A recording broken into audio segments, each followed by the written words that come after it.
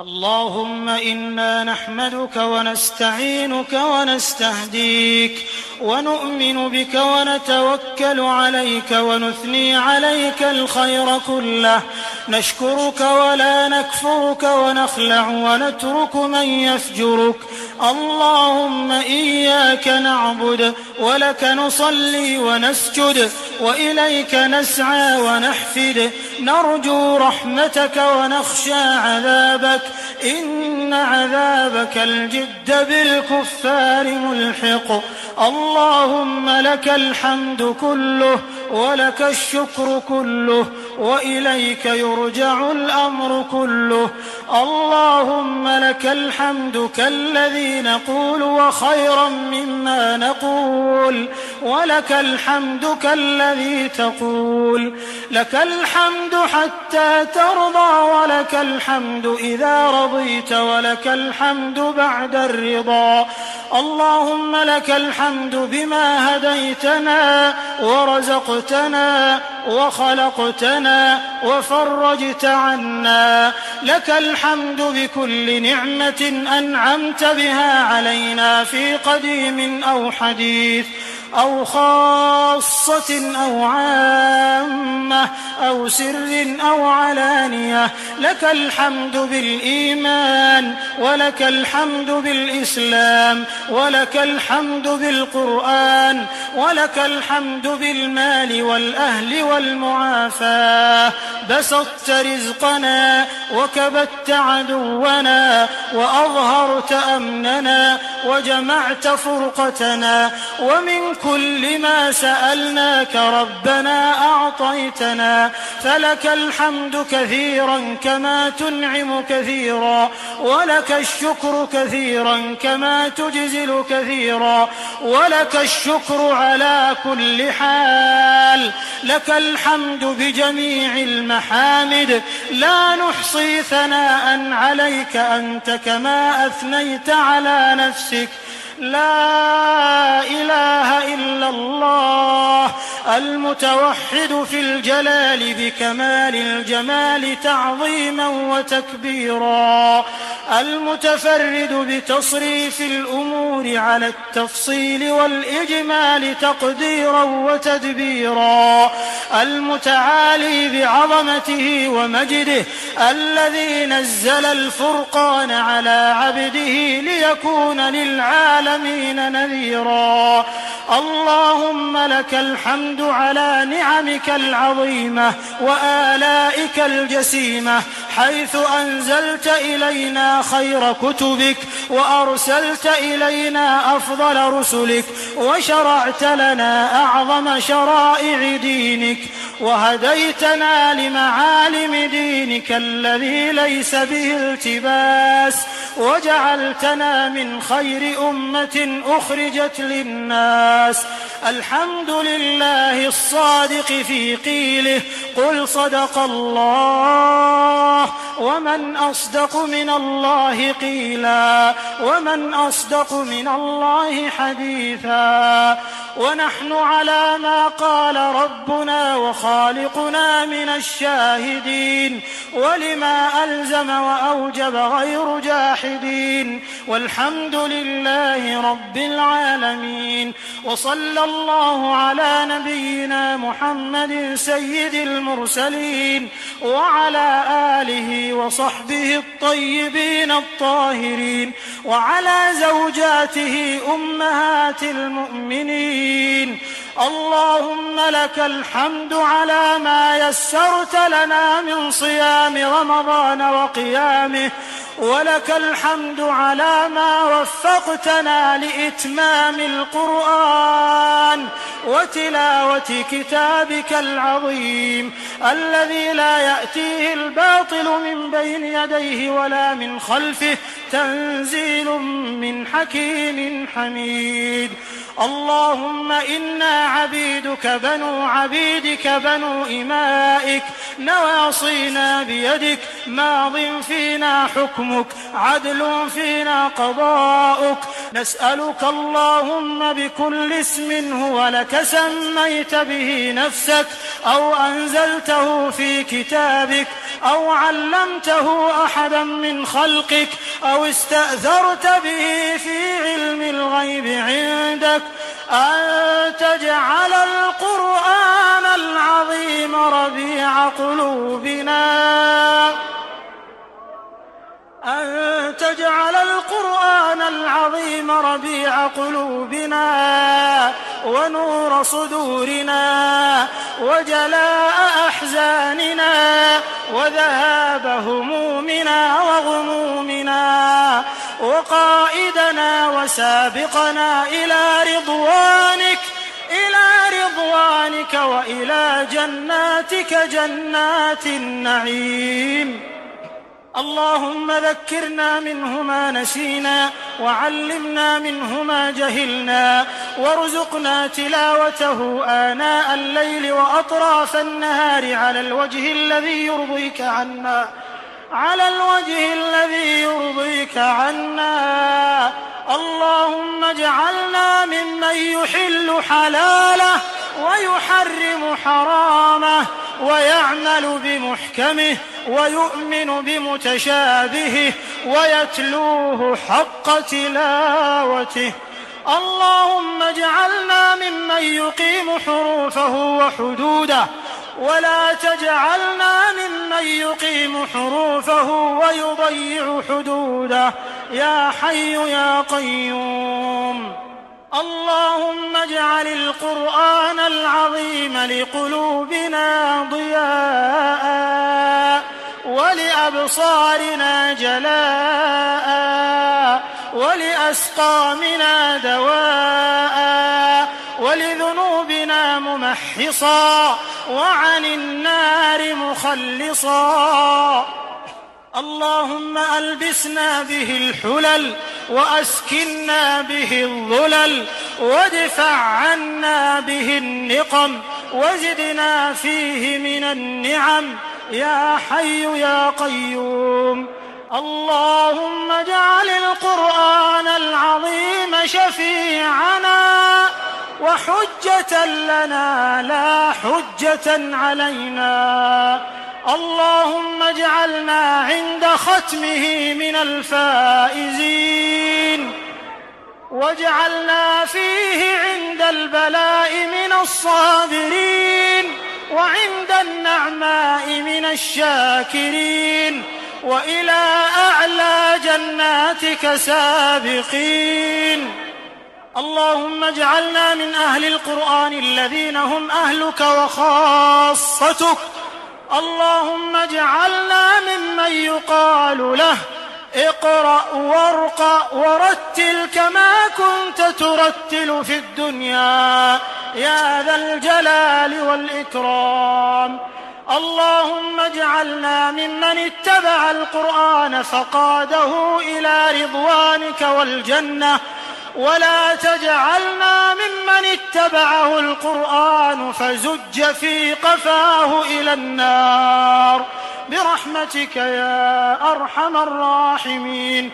اللهم انفعنا وارفعنا بالقرآن العظيم الذي رفعت مكانه وأيدت سلطانه وقلت يا أعز من قائل سبحانه فإذا قرأناه فاتبع قرآنه ثم إن علينا بيانه أحسن كتبك نظاما وأفصحها كلاما وأبينها حلالا وحراما. اللهم انقلنا بالقرآن الكريم من الشقاء إلى السعادة ومن النار إلى الجنة ومن الشقوة إلى الهداية ومن البدعة إلى السنة ومن أنواع الشرور كلها إلى أنواع الخير كلها يا حي يا قيوم. اللهم اقسم لنا من خشيتك ما تحول به بيننا وبين معصيتك ومن طاعتك ما تبلغنا به جنتك، ومن اليقين ما تهون به علينا مصائب الدنيا، ومتعنا بأسماعنا وأبصارنا وقواتنا أبدا ما أحييتنا، واجعله الوارث منا، واجعل ثأرنا على من ظلمنا، وانصرنا على من عادانا، ولا تجعل مصيبتنا في ديننا، ولا تجعل الدنيا أكبر همنا ولا مبلغ علمنا ولا إلى النار مصيرنا، واجعل الجنة هي دارنا، ولا تسلط علينا بذنوبنا من لا يخافك ولا يرحمنا، برحمتك يا أرحم الراحمين.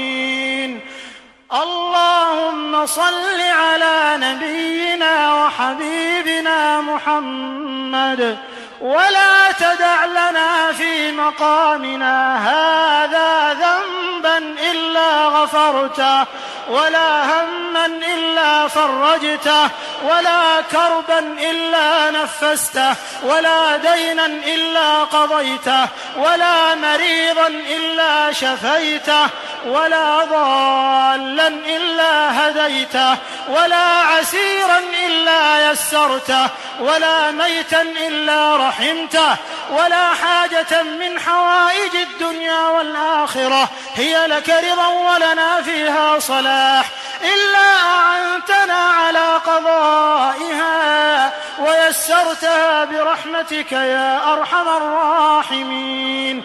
اللهم إنا نسألك رضاك والجنة، ونعوذ بك اللهم من سخطك والنار. اللهم إنك عفو تحب العفو فاعف عنا، اللهم إنك عفو تحب العفو فاعف عنا، اللهم إنك عفو كريم تحب العفو فاعف عنا. اللهم أعز الإسلام والمسلمين، وأذل الشرك والمشركين، ودمر أعداء الدين، واجعل هذا البلد آمنا مطمئنا وسائر بلاد المسلمين. اللهم آمنا في أوطاننا، وأصلح أئمتنا وولاة أمورنا.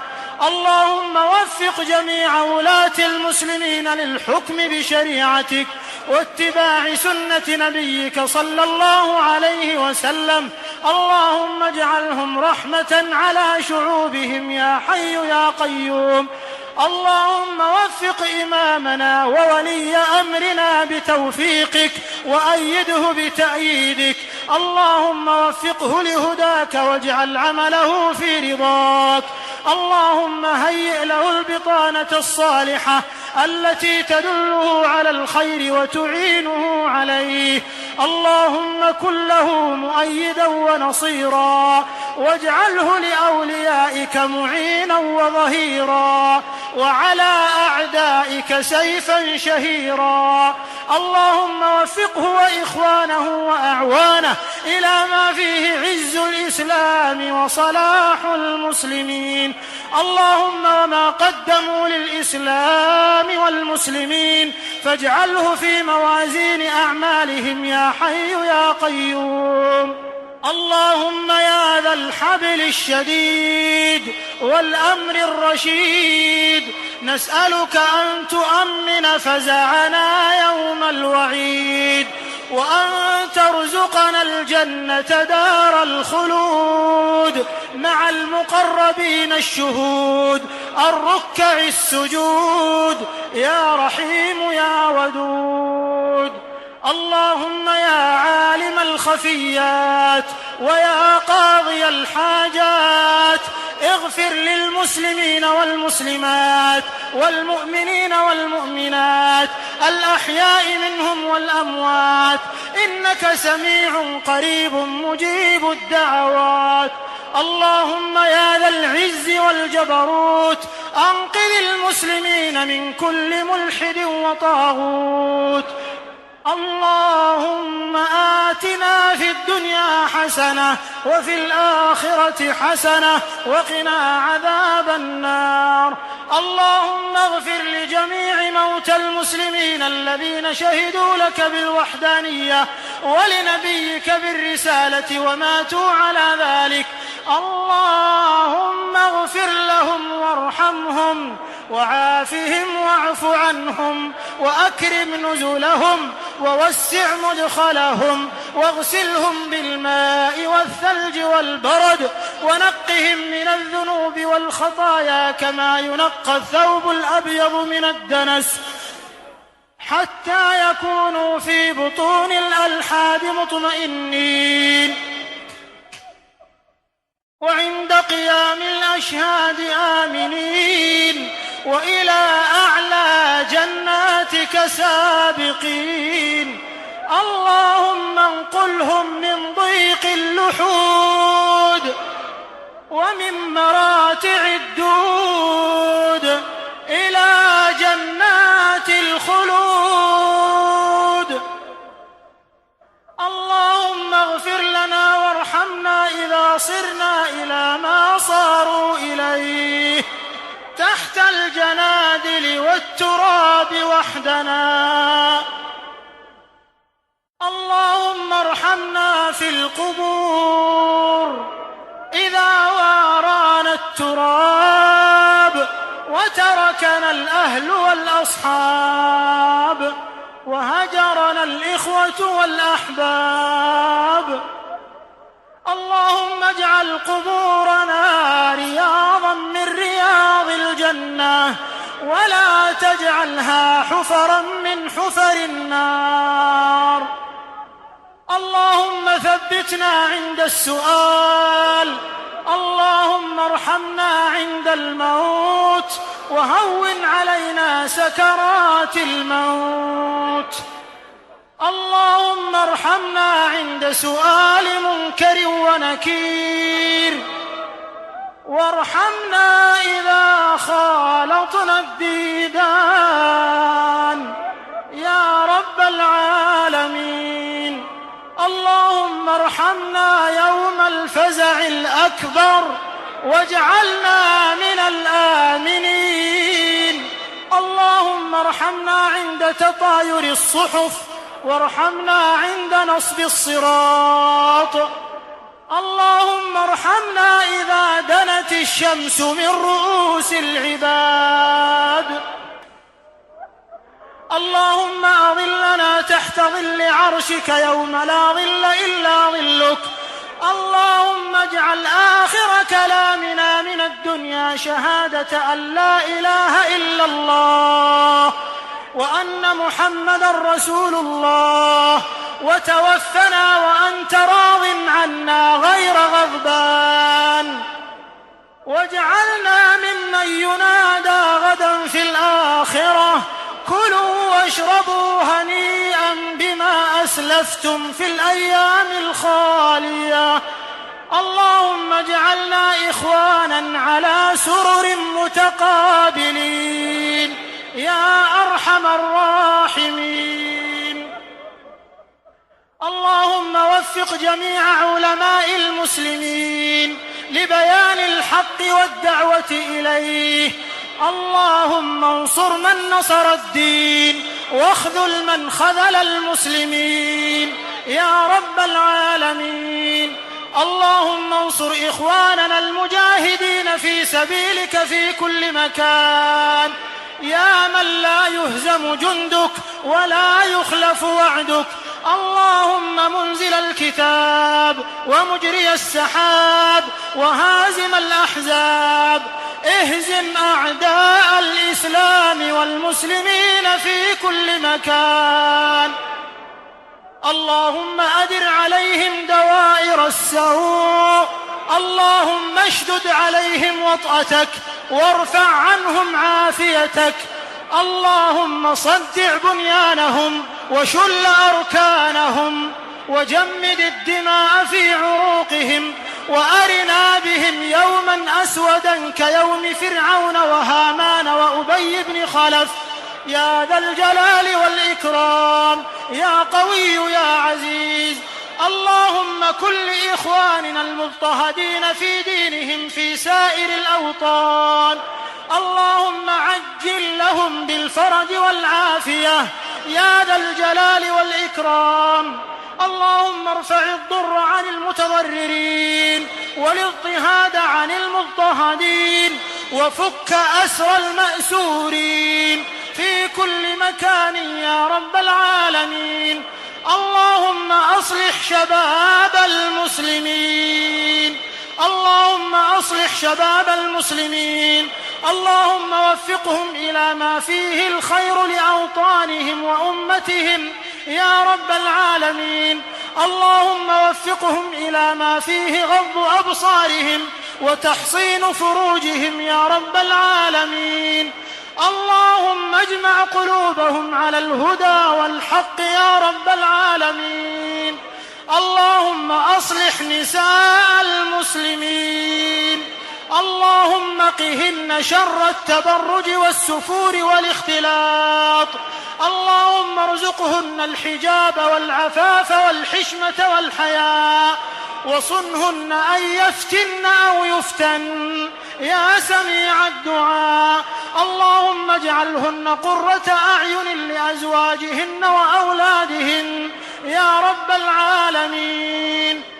اللهم أقر أعيننا برفع راية الإسلام خفاقة في كل مكان يا حي يا قيوم. اللهم انصر إخواننا في فلسطين على اليهود الغاصبين. اللهم أقر أعيننا بإعادة المسجد الأقصى إلى بلاد المسلمين. اللهم أقر أعيننا بإعادة المسجد الأقصى إلى بلاد المسلمين.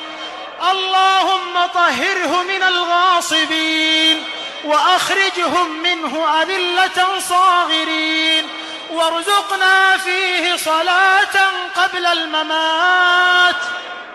اللهم وكما جمعتنا في هذا المكان المبارك وفي بيتك المقدس وفي مسجد نبيك صلى الله عليه وسلم، فاجمعنا في المسجد الأقصى يا رب العالمين،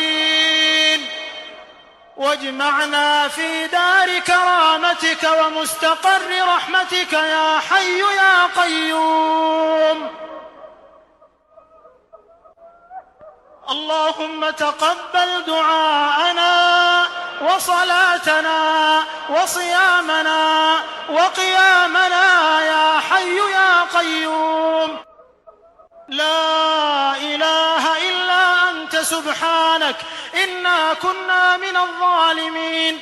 سبحانك ربنا ما أكرمك، سبحانك ربنا ما أعظمك، سبحانك ربنا ما أحلمك، سبحانك ربنا ما أعدلك. لا إله إلا الله عدد ما مشى فوق السماوات والأرضين ودرج، والحمد لله الذي بيده مفاتيح الفرج. يا فرجنا إذا أغلقت الأبواب، ويا رجاءنا إذا انقطعت الأسباب، وحيل بيننا وبين الأهل والأصحاب. إلهنا قد حضرنا ختم كتابك وأنخنا مطايانا ببابك، فلا تطردنا عن جنابك، فلا تطردنا عن جنابك، فإن طردتنا فإنه لا حول لنا ولا قوة إلا بك، لا حول لنا ولا قوة إلا بك. حسبنا الله ونعم الوكيل، على الله توكلنا. ربنا لا تجعلنا فتنة للقوم الكافرين. ربنا تقبل منا إنك أنت السميع العليم، وتب علينا إنك أنت التواب الرحيم. اللهم اجعل ختمتنا هذه ختمة مقبولة مباركة على من قرأها وسمعها وحضرها وأمن على دعائها يا حي يا قيوم. اللهم اغفر لنا عند ختم القرآن، وتجاوز عنا ما حصل من خطأ أو نسيان أو زيادة أو نقصان، يا منان يا رحيم يا رحمن، إلهنا وخالقنا ومولانا ورازقنا. هل في الوجود رب سواك فيدعى، أم هل في الكون إله غيرك فيرجى؟ لا إله إلا الله.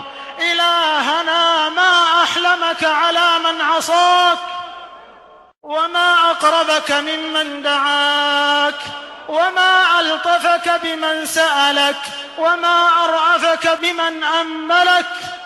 أنت ملاذنا إذا ضاقت السبل، وأنت ملجأنا إذا انقطعت الحيل.